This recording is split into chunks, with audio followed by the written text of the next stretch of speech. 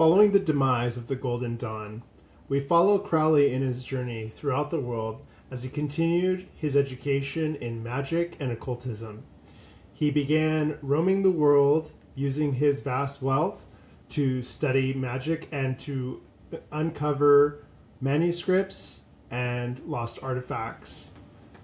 It is at a later time, after his marriage, that he was on a honeymoon with his new bride in Egypt. As any good husband would try to do, he sought to impress his new wife with his great and vast knowledge of magic.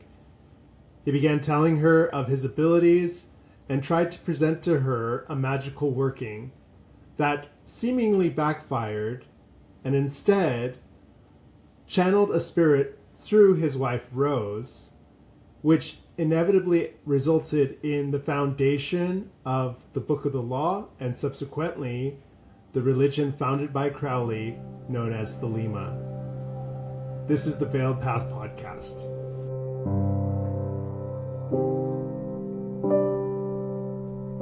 Hey Veiled Seekers, welcome to the Veiled Path Podcast. My name is Froy Lon. We have a very special episode for you guys today. Today we'll be conducting an interview with Maevius Lynn, new author of the book, The Holy Year of Thelema. It's a wonderful new book. I'm so excited to be getting into this. But first, a little bit about Maevius Lynn. Maevius Lynn is a writer, artist, international lecturer, and ceremonial magician who currently resides in the southern United States. Her work approaches Thelema as a living tradition from the perspective of both a solitary practitioner and an initiate of the Ordo Templi Orientis and Temple of the Silver Star. She is particularly interested in getting people to practice magic and not leaving it as a niche interest relegated to history books. Her efforts inspire others to make Thelema and magic a purposeful part of their lives. Her work includes YouTube educational videos, online study groups, workshops, and lectures at pagan and occult conferences, books, magazine articles, and art. As part of this work, she especially enjoys collaborating with educators and content creators of various traditions, building bridges of understanding and inclusion around the living tradition of Thelema. Visit her at maeviuslynn.com, and below in the show notes we will have the link tree to her ads and all of her social accounts.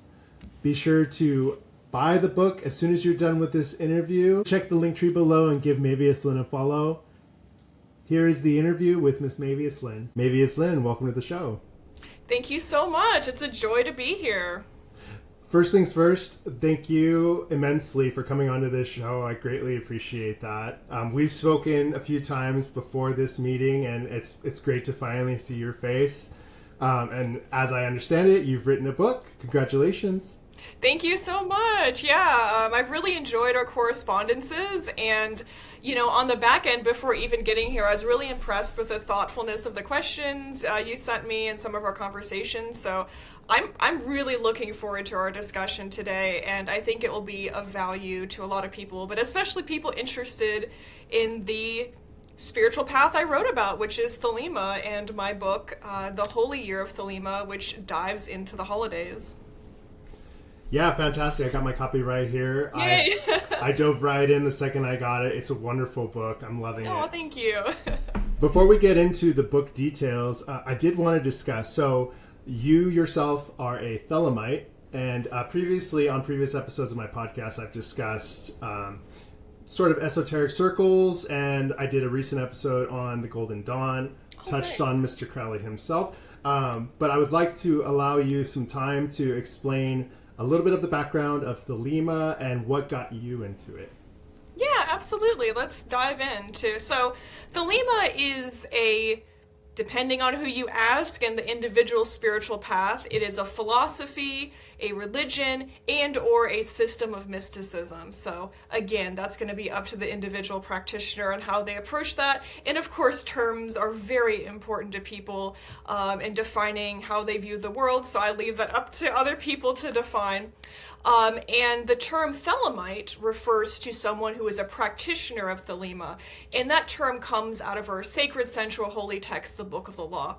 Now, one thing I'd like to emphasize about this particular spiritual tradition, as you know, I just mentioned something called a holy book, and this is a channeled text, so the words of this book are not of a human being. They come from the divine. Now, what the divine means to you could be a spirit, a god, gods plural.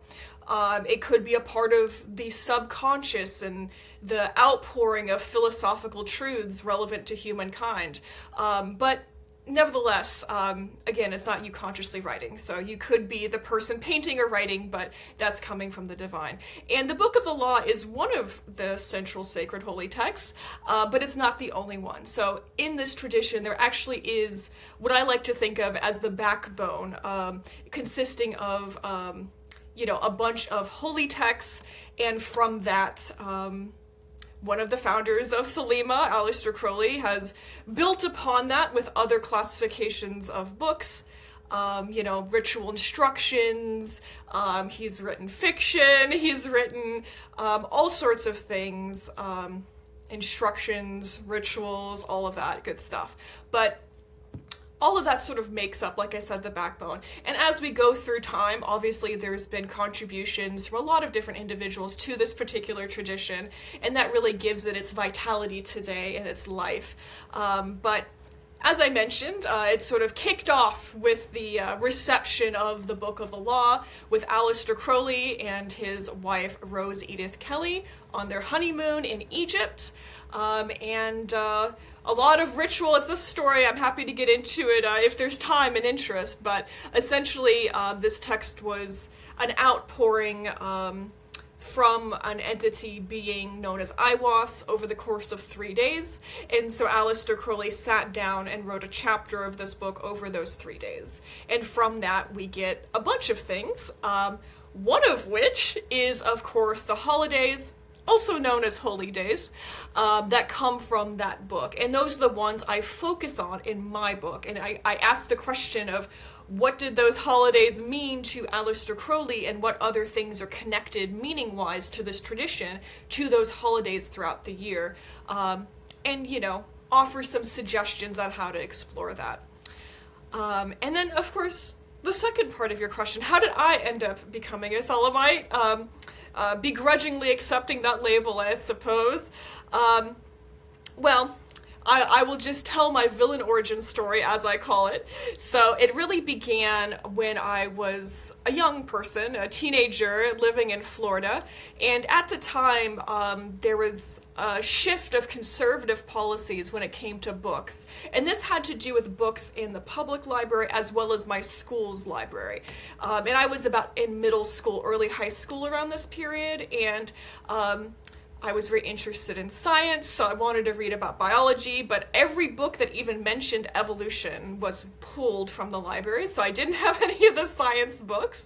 And then another one was, of course, I was trying to understand my sexuality at that age and what that meant, and I definitely was different, but the internet wasn't like it is now, and there was no books to read about it, so I was clueless. Anyway, they pulled all the books on human sexuality and specifically LGBT out of access to the general public.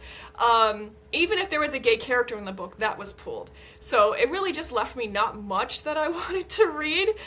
The one thing I wanted to read was philosophy. And as a young person that age, I was like, well, I have a lot of free time. I guess I'll just start reading philosophy. And it was very interesting. I didn't get it at first, but I had plenty of free time to read something, read it again, sit there and think about it for a couple of hours, and I must say, as an adult, what a luxury that is, to have had those quiet moments. And for anyone listening, if you have those moments to just meditate for an hour or read something for an hour, that's a blessing, truly. But anyway, I digress. Back to my origin story. So I got really into it, and at that time I started a live journal. I got on MySpace, and I was able to connect to like minds. And it was around this period of writing up my own thoughts on philosophy and life that I first called myself an occultist, because I really felt like I stepped outside of that mainstream religion into this area of the occult. Started writing about that. And that's when I first actually heard the name Aleister Crowley through these folks. And of course, at that time, there was no way I was going to get my hands on anything by Aleister Crowley at all, despite my wishes to read. But he sounded very interesting. I was intrigued, but I sort of had to put him down as a subject to study because I couldn't. But then I went to college, grad school, all of that good stuff. Came back after, in my adult life, feeling burnt out, corporate work life, all of that. And yeah, I was really intrigued by, in terms of the occult tools and paths and things offered out there, I was really intrigued by this idea of true will. And in particular in Thelema, this idea that we are divine not in spite of our humanity, but because of it. And so this journey to the self really appealed to me. And I started to study Aleister Crowley and his system of magic very intently. I decided to try it out too. And I honestly didn't expect results, but the watershed moment of why I'm here now, why I wrote a book, why I started a YouTube channel was a working that took place as a result of these studies, solo studies I should note here. And this working took place a little over a year. And from that, for lack of a better word, I received mystical visions that informed me what I needed to do. The best way to describe it is I saw a door I needed to walk through, and doing all of this stuff was walking through that door, and I did, and now here I am. But yeah, it's been very fulfilling, very beautiful. I have found such profound truth and rituals and magic that truly nourishes the soul in this type of philosophy, magic, all of that. That's beautiful. That's wonderful. And, I was going to comment that you can't start studying the occult without coming across Aleister Crowley at some point. So it was only a matter of time before he popped up, right? Yeah. Yeah. Yeah, well, what's very interesting to me, it was back then, it was very hard to find anything about him. I think at that era that, late 90s, early 2000s, it was very heavy on the Discordianism, chaos magic, and less so on sort of these more traditional ceremonial magic paths. I mean, even the Golden Dawn was completely inaccessible to me. But now now we have the internet. Now we have podcasts. Exactly. And you mentioned something in your background, particularly journey to self when it came to Thelema. And so one thing that I'm fascinated with when it comes to spiritual schools or religions is everything tends to come back to self. So self-realization in some way, whether it's Buddhism, Hinduism, Advaita, even Christianity, the Abrahamic religions have it. So as a Thelemite, how would you describe this journey to self as a practice? How does one arrive at it? What is the self in Thelema? And what do you do beyond that? Yeah, I love this question. Let me just put that out there because it will take us on a journey. And I think you're absolutely right that some of the differences and the sort of subtle differences between religions really start to pop out when you ask that question. And I think the same is true for Thelema. So one of the things you see again and again referenced, even from the very start at the Book of the Law, is this metaphor of the self being a star. So the idea is it's unique, it's brilliant, it's an independent entity, in this fabric of the universe. If you want to continue this in the language of the Book of the Law, this fabric of the universe would be the body of Nuit, and again, something also to note in this tradition is the conception of divinity is one left up to the individual and where they're at on the path. So divinity could be polytheism. It could be monotheism. It could be even atheism, agnosticism. So a lot of people do interpret the gods as literal gods. They do interpret them sometimes as a philosophical outpouring of truth, if you want to take a atheistic approach. And when I do these podcasts and in my writing, I am very intentional to talk about all of this stuff to leave room for the individual and how they perceive the divine. because I truly believe it's a reflection of where they are at on their own individual path. A path of self on the Kabbalistic tree of life and the great work, which we'll get to. But I feel like I had a duty to those who walk this path to be intentional about my language, to leave room, because at the end of the day, I want my work to be in service to humankind, to be in service of the seeker. That's my true motivation. And I felt like a dogmatic, this is the way it is not appropriate. At least the way I'm approaching it. Little rant. Interesting rant, I hope. So, so there's the idea of starhood, and we're all individual stars in this body of the Nuit. And so Nuit is the author of the first chapter, and she is conceptualized as the infinite. And she is seen uniting with a single point of existence, the author of the second chapter of the Book of the Law, Hadith. And their union, again, produces a single instance. We perceive the passage of time.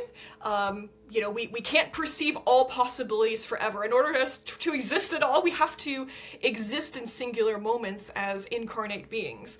And we see this play out in the Book of the Law, and perhaps our own existence on Earth. So that's kind of what's going on there. And then also something else I'd want to point out in terms of this starry body Nuit sort of thing. To quote the Book of the Law, every man and every woman is a star. But Nuit is not a reconstruction of the ancient Egyptian religion. So although we see the recurrence of these Egyptian or names pop up, Thelema is not Kemeticism. So it is not, again, the polytheistic reconstruction of the ancient Egyptian religion.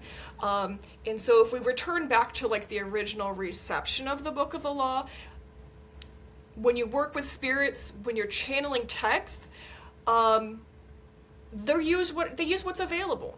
So that could be stuff bouncing around in your head. And in the case of Aleister Crowley, he was a member of the Hermetic Order of the Golden Dawn previously. He had left the group, and at that time he was actually a Buddhist.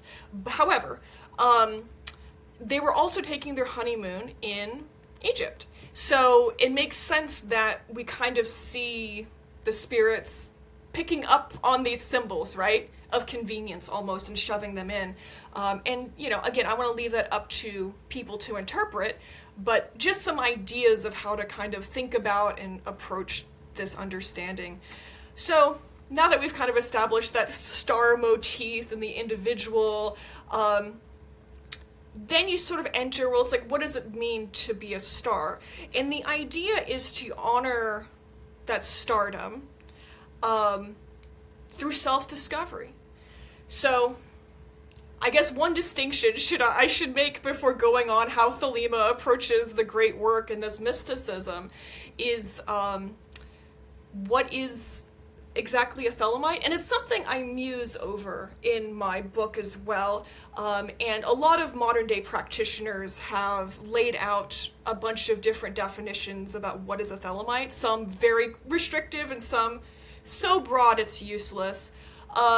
But the one I really like comes from Grandmaster Sabazius of the OTO, and to paraphrase him, he says, a Thelemite is someone who seeks to know and do their will, and also accepts the Book of the Law and what it means to them. So the saying goes, the law of Thelema is for all, but the great work is not. So what do I mean by that? I mean, this idea in Thelema of the new aeon, accepting the Book of the Law, seeking to know and do your will, these are all things available to all people, right? But there's a subset of this, that certain individuals are called to do greater spiritual work. And this is very familiar in other traditions, but it is something referred to as the great work. And it's this idea of stepping into a spiritual path that you will stay on the rest of your existence, in this incarnation or next. So it's not something you step on lightly. But the idea eventually is once you realize the self, you unite the self with your higher self, or, often talked about or conceptualized as the holy guardian angel. And then you continue on this path to eventual reunification with the divine. A lot to unpack there, and I always don't know which details I should elaborate on, so I'll put a pin in it, and we can talk about the abyss, we can talk about that spiritual path in particular. I'll leave that up to you.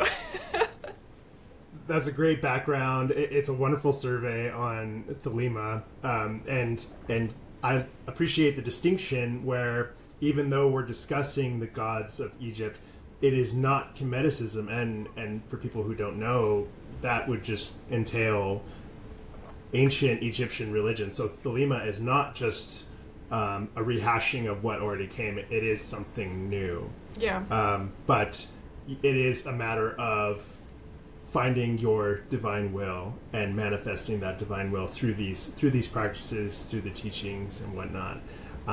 Yeah, wonderful background. That's beautiful. Thank you. Yeah, and I think this discussion about what's up with this Egyptian stuff, is such an important one, because we see a lot of people in very spiritual journeys. It's very easy to get into the general milieu, I would say, of paganism, witchcraft. These are very accessible things, and they don't really neatly apply to Thelema. And this really has to do with, we briefly talked about how the guy who channeled these works, Aleister Crowley, and, he's sort of the lifeblood of this tradition. A very controversial cult figure, let's just acknowledge that. But, he was a Buddhist at the time. And we see echoes of Buddhism throughout Thelema, and we see, sometimes in some regards, a reaction to Buddhism, right? And especially in the Book of the Law. But in addition to that, he was a member of the Hermetic Order of the Golden Dawn. So when he went out to start his organization, the AA, there's echoes of that Golden Dawn structure in there. And not only that, but when we actually look at the religious evolution, Thelema, in terms of this animal of religion, for lack of a better term, it actually comes after Islam. So the idea, Thelema conceptualizes the passage of time of humankind in these things called aeons. And so the old aeon was the one where we had Abrahamic religions, Judaism, Christianity, and Islam. And then thanks to astronomy and all of this good stuff, something called the equinox of the gods occurred. There is a changing of divine rulership. Now we're in a new aeon. So we're seeing some of these symbols of the old aeon, the slain god formula, the idea of self-sacrifice in order to achieve divinity, seeping into what Thelema is and what it looks like. But it's always important to note, yes, you could see some Christian symbols, some Judaism, especially Islam, all of these, the language, these things kind of seeping in, but because you have that spine of channeled works that are their own things, they oftentimes mean something very different. And there's some musings in my book as well about what's old aeonic, what's new, what does the changing of the aeons look like. But yeah, Thelema is very much its own animal, and I think that's one of the cool things about it. That's awesome. Yeah, no, and I really appreciate how succinctly you describe all that. That really is enlightening, basically. And I know it has a mixture of basically every historical culture, like when you mentioned, connection, communication with the Holy Guardian Angel. There's echoes of that all the way back to the ancient civilizations, but like even Socrates, had a relationship with his daimon, and so he was getting heavenly communications from this daimon. So this is really just continuing this tradition from antiquity. Yeah, absolutely. And there's just so much we could have unpacked here, but it's fascinating to see Thelema isn't existing in a vacuum whatsoever. Mm-hmm. It is its own distinct thing, especially because of these holy books, but something that I think is really cool is when we conceptualize the goddess Babylon, for example. This goes all the way back to the Bible. then we get John Dee and his work with Enochian, which the Enochian language popped out Babylon with an A. And then we see Aleister Crowley in the desert with Victor Neuburg. And the way Aleister Crowley was scrying the Enochian Aethers was basically staring into a crystal, walking through the desert. Well, he first started it in South America, but the bulk of the Enochian work was in the desert. But anyway, and out popped this outpouring, and his experience of this Babylon that we can trace back all the way to the Bible. But this Babylon, in this work that eventually became known as The Vision and the Voice, again, another holy book. See, I say these things, but if I don't clarify, the occultists are gonna get me. So The Vision, the Voice is technically a Class A-B text. So the Class A is your holy book, words from the divine that have not been changed so much of a letter. But Class B text is scholarship. So it is primarily a holy book, but there is a little commentary and scholarship happening there as well. So for the ultra nerds, there you go. I got it. Calm down. They got their shout out. But anyway, yeah, so that's just another example of, we see that continuation, and it's such a fun thing to study and get into. Now, to pivot here, I want to talk about the book. So, the book, The Holy Year of Thelema, I would like to know what inspired you to write it, but also, in Thelema, what other works have existed that sort of spell out rituals for the seasons, and did any inspire you to write this work? What brought that about? Yeah, so I guess I'll start with the last question, which is no. A book like this doesn't exist at all. The one book that is comparable to mine are either books from different traditions, such as 8 Sabbaths for Witches by the Farrars.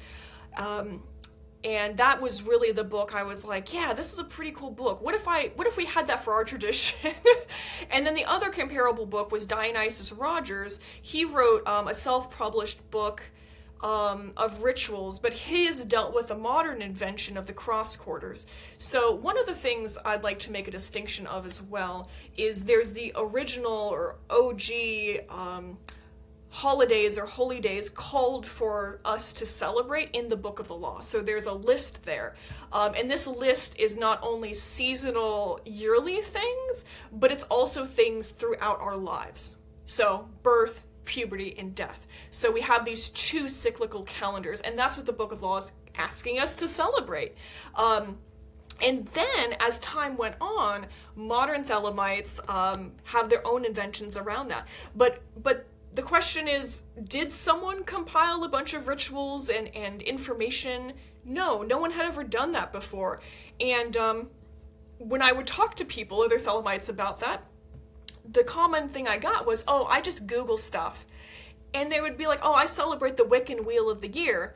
And I said, well, I mean, that's always great to celebrate what resonates with you, but if you're a Thelemite and you really find truth and beauty in this holy book, why aren't we doing something with it? Why aren't we honoring those holy days in this text? Why aren't we exploring? Because there's something there. And this was a work, for me, that culminated over 3+ years. So the more I dug, the more I found, and the more I could explore. And it was so beautiful, so interesting. And basically, I wrote this book because it didn't exist. Nothing existed. And that's really weird, right? Because one of the most common books, one of the first books people write about our tradition is about the holidays. And no one had ever done that. When Lon Milo Duquette, who, for people, I hope people recognize that name, but if they don't, he's an occult writer, very well known, fantastic works, everything from Kabbalah to Thelema to Tarot. But I had him as an early reader of my book, and he said, as a response in all caps, he said, "Why hasn't anyone written this yet?" And it's true, the book just simply didn't exist, and I was deeply inspired by something I wanted, but something I thought everyone else needed and could use. I truly believe a little bit of magic is better than no magic, and we could explore deeply meaningful things and invite in opportunities for magic, community, reflection, exploration, right out of the Book of the Law, which is, again, those cycles. So, I think I covered that all. Shall I elaborate on anything else? Yeah, well, and, and Lon Milo Duquette, yeah, great author as well, and a fellow brother Freemason as well.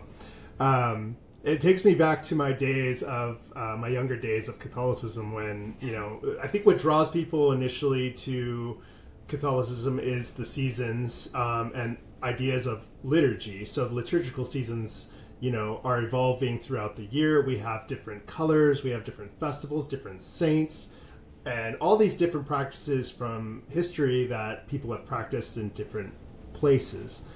Is that similar in Thelema? Do you find things like that in the Thelemite tradition that's comparable as far as liturgical colors or decorations, things like that affect the seasons?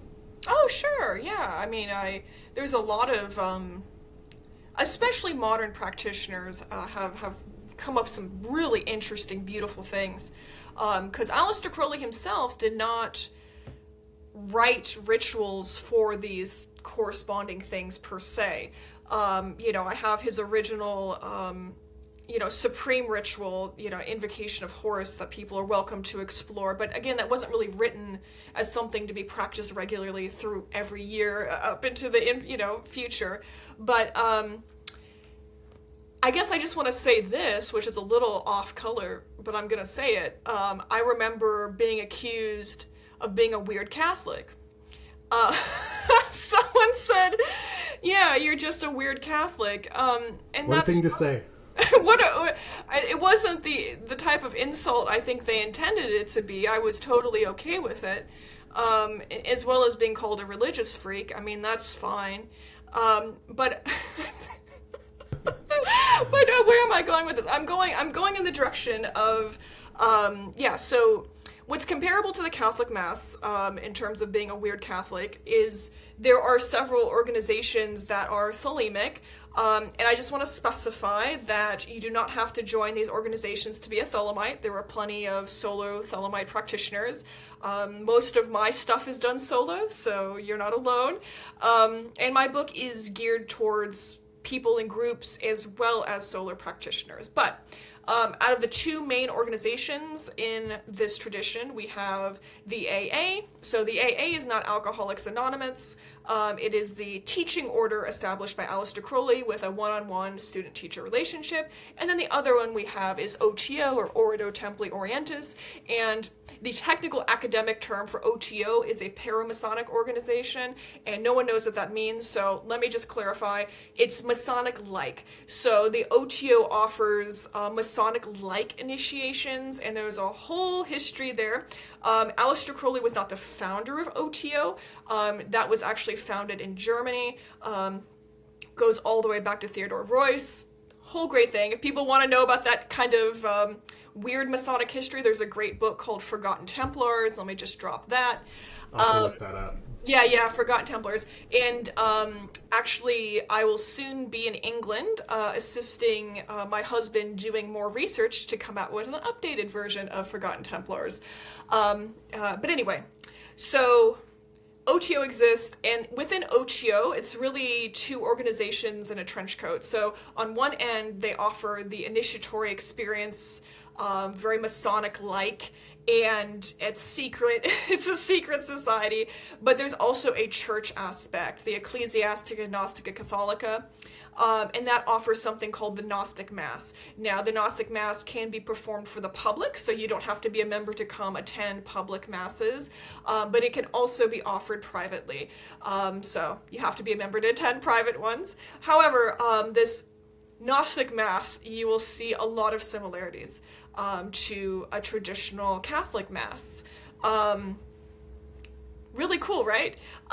In terms of, yeah, sorry, go for it. Oh, yeah, I was going to say, I haven't been to one myself, but I imagine, yeah, it's a liturgical setup, and like a Mass, it has the different divisions of Mass, right? Yeah.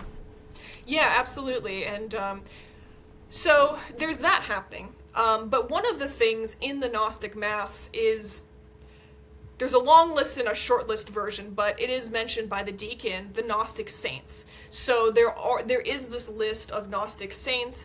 I briefly mentioned the last chapter of my book, Modern Inventions, and one of them that people do observe is the Gnostic saint feast days. So either the birth or the death often referred to as the greater feast of a particular saint.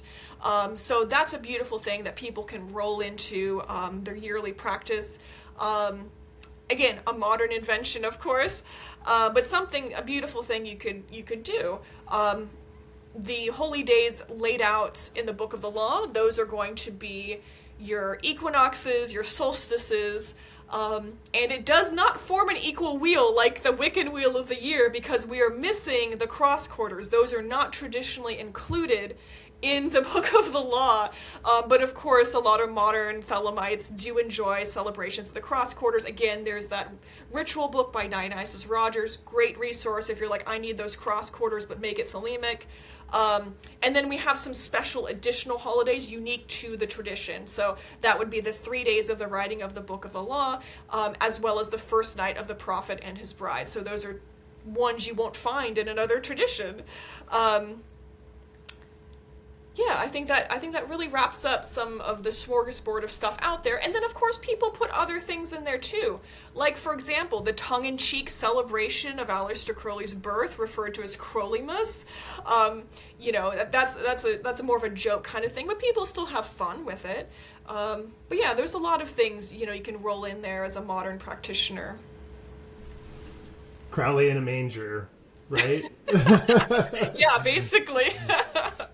So as far as the calendar, you mentioned Gnostic saints, but is there, for example, like Christmas and Easter are the biggest attendance days that draw in people to the Catholic Church. What are these holiest of days in Thelema that are celebrated amongst everybody in the community? Yeah, so I think our big blowout days are going to be the 3 days of the writing of the Book of the Law. That's one Thelemites really don't miss.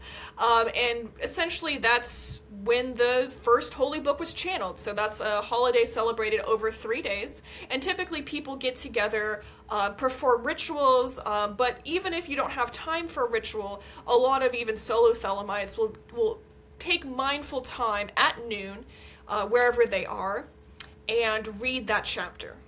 So read in a group, read solo. A lot of people take time to do that.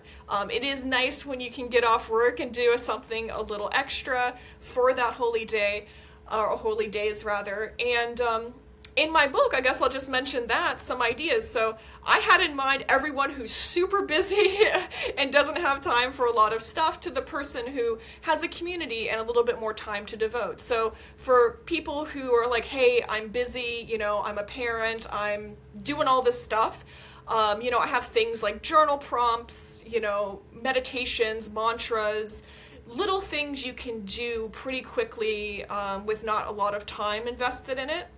And for people who have a little bit extra time to do a small ritual, but not like a whole thing, I do recommend something called altar work, where you set up a small mindful space, typically with a candle. I have recommendations on what to put on the altar depending on the holy day, and do like a small ritual prayer kind of over that. So that's something small and mindful you can do in addition to reading the Book of the Law. And then finally, if you have the time, the energy, and a group available, you can do a larger group ritual. And so not only do you get Aleister Crowley's rituals, but you get some of mine, but I also mindfully included rituals from throughout the community.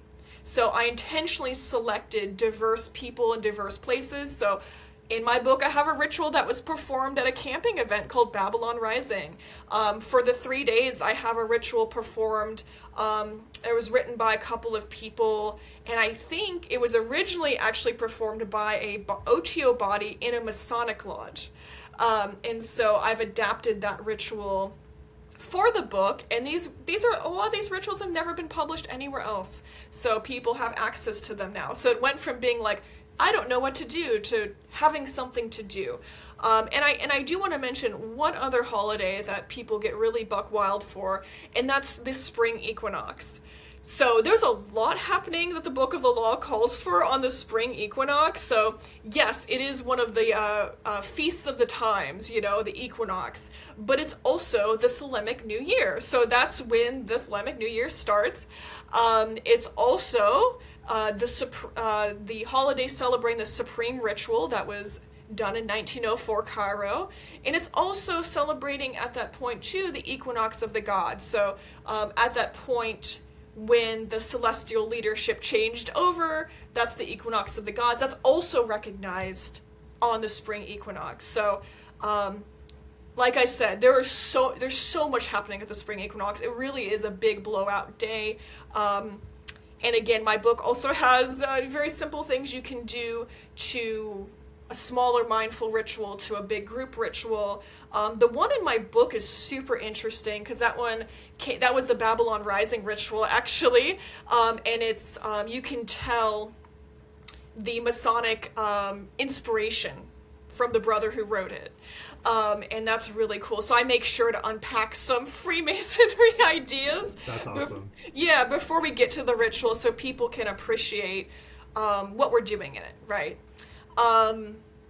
And I'll just mention one more thing that I think people could pick up right now. We see this going all the way back to the Golden Dawn tradition, but this idea on the equinoxes of choosing a password. So this is continued into the AA, where they choose a password on the spring equinox, and the idea is if someone leaves the organization, they may still know all of the step-in signs, but they won't know the password to be able to get back in if they travel somewhere. Now we have the internet, we can just be like, hey, this person left, but like, it's still, that's the idea behind having a password every equinox. But in addition to that, Aleister Crowley started a tradition on the equinoxes, because this is just my input, but it's a beautiful time to kind of try to gauge the energies of the next 6 months, because the day and night are equal.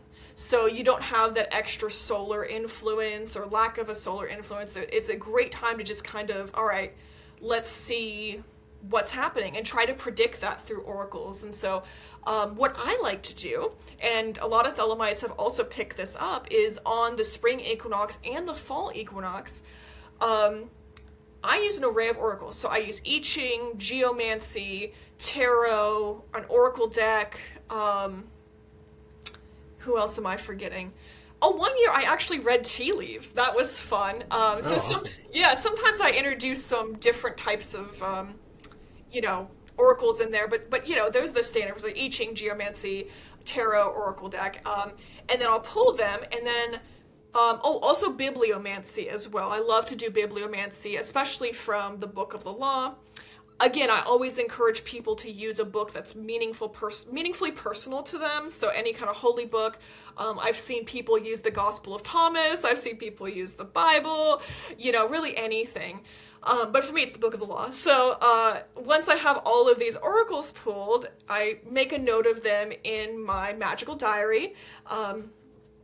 And I can return to them in the next 6 months when I go to draw more oracles to kind of reflect on what kind of came of that. And what's also cool in the moment of like doing such a diverse array of oracles is you actually start to see a pattern kind of emerge out of them. You see this thread, and it's just such a fascinating thing to do. And again, that's something people could just explore on their own right away.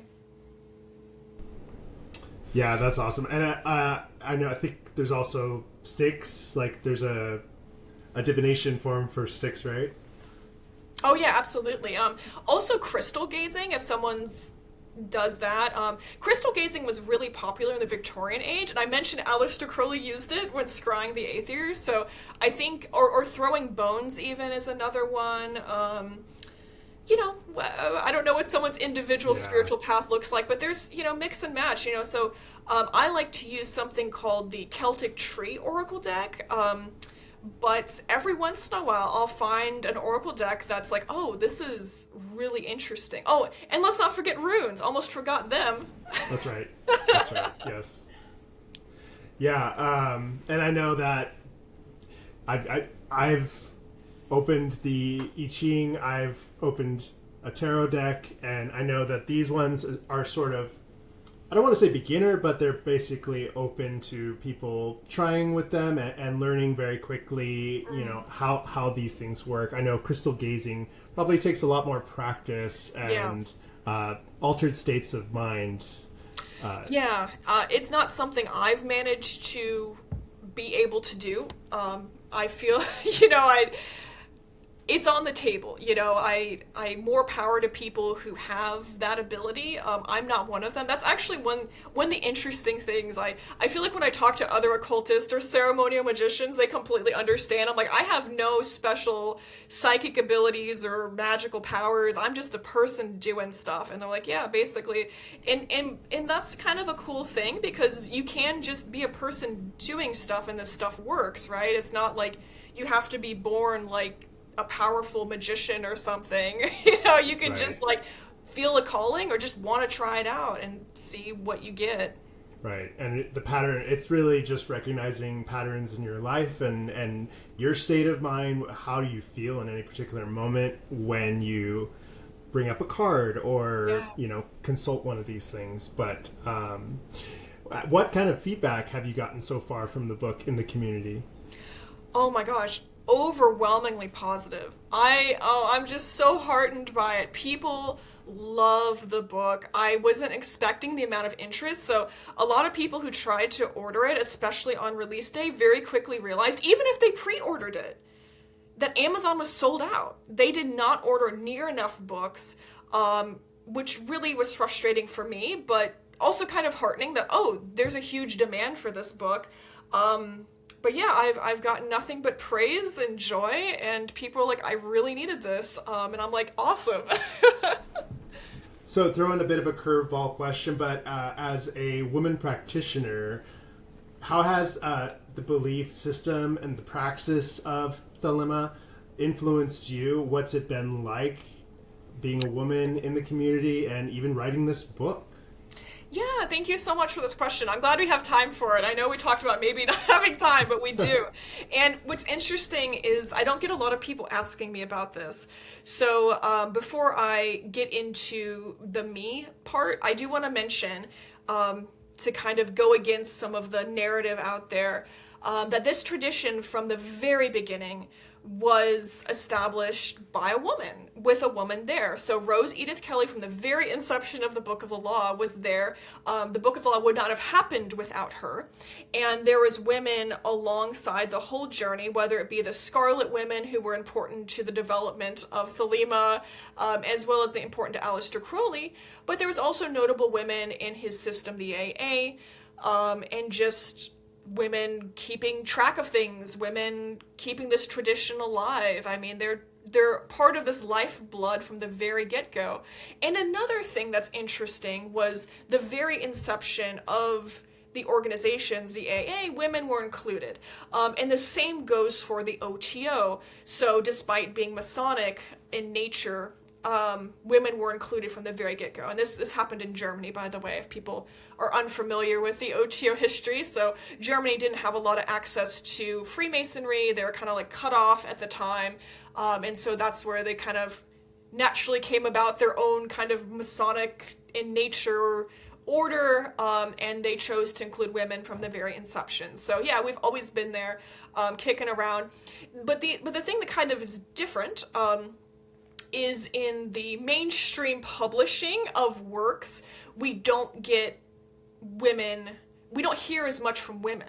It's been very dominated by men, getting these opportunities to write books and to publish through mainstream, publishers, and that's a shame. I think if we say every man and every woman is a star, our skies are full of beautiful stars, and if we don't have the perspective of some of those stars, our sky's a lot darker. But my book was very unique because it wasn't just the topic, which was also very unique, but it's also me, a woman, writing the book.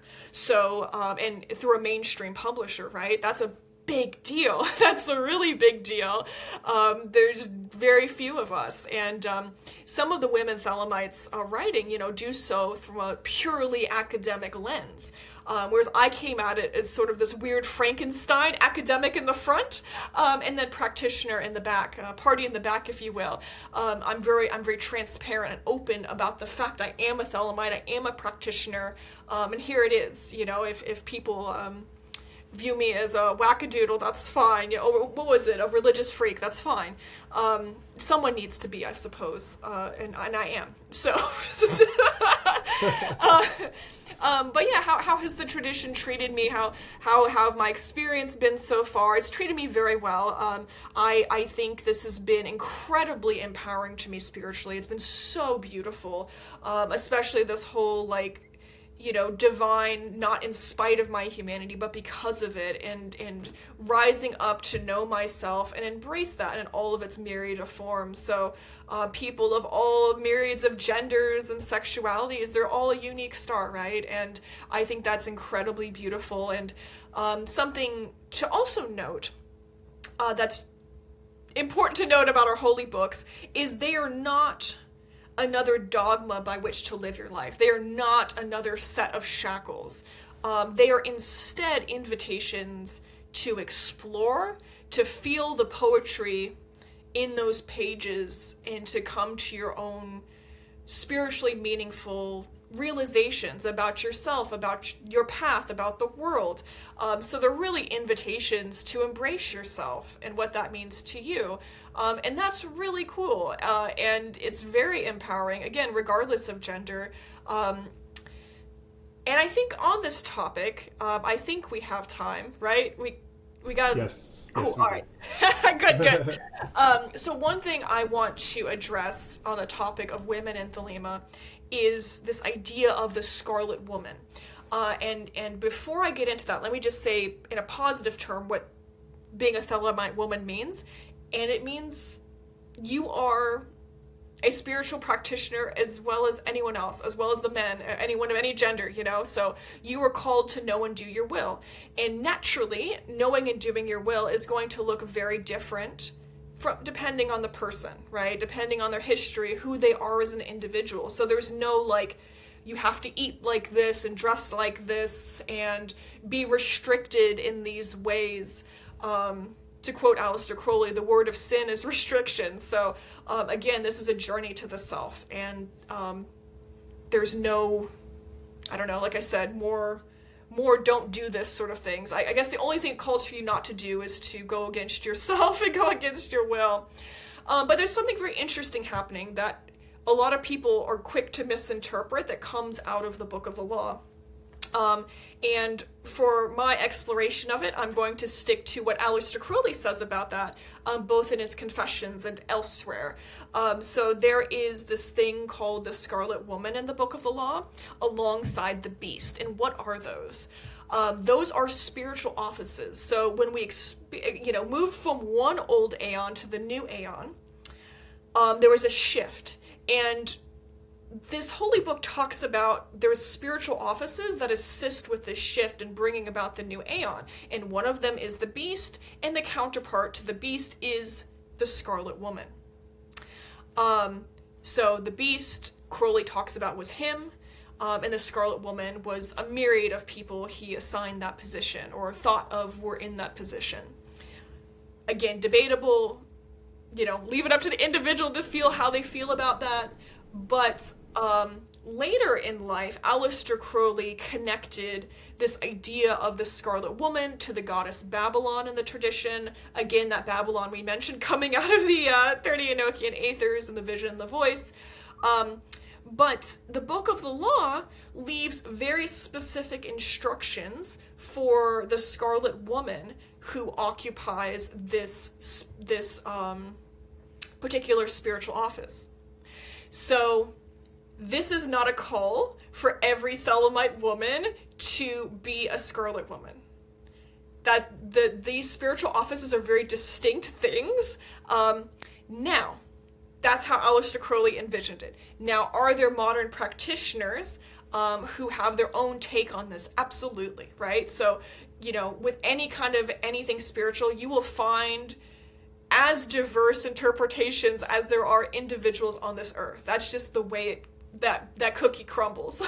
So one of them that people really like to engage with is the one that comes from now deceased but popular tradition known as Typhonianism with Kenneth Grant, and he conceptualized this spiritual office as more of a magical formula in which a woman could, or a person could, tap into these energies and play out this formula through a magical working. Again, that's sort of not in line with Aleister Crowley believed. And at the heart of it, regardless of what your personal beliefs are about these spiritual offices, that's not what the Book of the Law is talking about. It's not saying every woman needs to do this. It's a spiritual office that one person, presumably at one point in time as well, right? Like, are these offices open things that people are continuously filling, or were they a discrete thing that happened at the equinox of the gods and we don't have them anymore? Again, I leave that up to people to ponder, but I feel no personal aspirations for being a Scarlet Woman or being the incarnate expression of Babylon on Earth.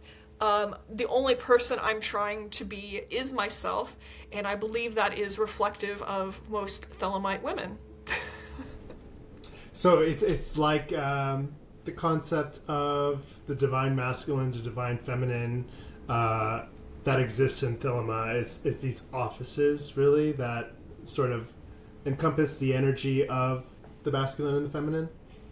Yeah, you could say that. I don't think Aleister Crowley explicitly talked about that. So if we go down a little rabbit hole, right? So the rabbit hole would be Scarlet Woman. He connects it to Babylon. Babylon was the force or entity that helped Aleister Crowley cross the abyss, which is associated with Bina. So a lot of people conceptualize Bina, death, Saturn, as a gender. Again, this is sort of up to interpretation. It's tough because, you have this spiritual office dealing heavily with death, right? And I say goddess for lack of a better word, the goddess Babylon. I think some modern practitioners would connect Babylon, the Scarlet Woman, to divine masculine, divine feminine. Again, I struggle with it because I think about like the Kabbalistic tree of life and those associations, right? It's not I'll just say it's not a clean association. Okay. Yeah. Well, Maevius Lynn, thank you so much for appearing on this podcast. We're going to have to do a part 2 because please. I'm thinking of the myriad of questions that I would like to get into, so we'll have to do a part 2. I would absolutely love to do that. Yeah, thank you so much. And thank you for the time to get into some of these rather niche ideas and topics, and I think people will really benefit from them. So thank you. And real quick, what's next on the docket for you? So this book, what are the projects you are looking forward to now? Yeah, so I would love to write some more books. So my publisher is sort of waiting to see how well this book does. And thank you so much to anyone who's bought a copy or supports the book in whatever way, audiobook, buying a book, requesting it from your library. That works too, if you can't afford to buy anything, because that means I get to maybe write some more books. I would love that. But aside from that, I'm constantly doing talks and in-person kind of events. I will be at Mystic South this year, as well as a presenter at ThelemaCon. So ThelemaCon this year is an entirely virtual conference happening in October for people who want to get a nice array of Thelemite speakers, including David Shoemaker, Lon Milo Duquette, Richard Kaczynski, myself, Harper Feist, I don't know, a bunch of other people. Anyway, so come check me out at ThelemaCon, Mystic South happening in Atlanta. And also check out my YouTube channel. That's an ongoing project. Oh, and if someone wants to do an online book club with me every week, I host one on my Patreon, which is Maevius Lynn. And, I keep the costs low because I just want to host a book club and, cover the costs associated with that. But those are all options available to people who wish to connect and explore a little deeper. And the book is called The Holy Year of Thelema. Yes. And I'm going to post your @ and your link tree in the show notes, so anybody that's listening can follow you looking at the show notes. And if you got the book, head to your online retailer, review the book. Yes, thank you. Get the word out there. And thank you so much again for being on this show. You. We'll be talking again soon. Likewise. That wraps up my interview with Maevius Lynn, author of the new book, The Holy Year of Thelema. My only book recommendation this week is The Holy Year of Thelema by Maevius Lynn. Be sure to check out the book at your local library. Be sure to request it at your local library if they do not carry it, or purchase the book at your local retailer today. Also, if you've bought the book, I want to remind listeners again, please give the book a review, and this will help Maevius sell more copies of the book. Thank you, Veiled Seekers. We'll see you next time.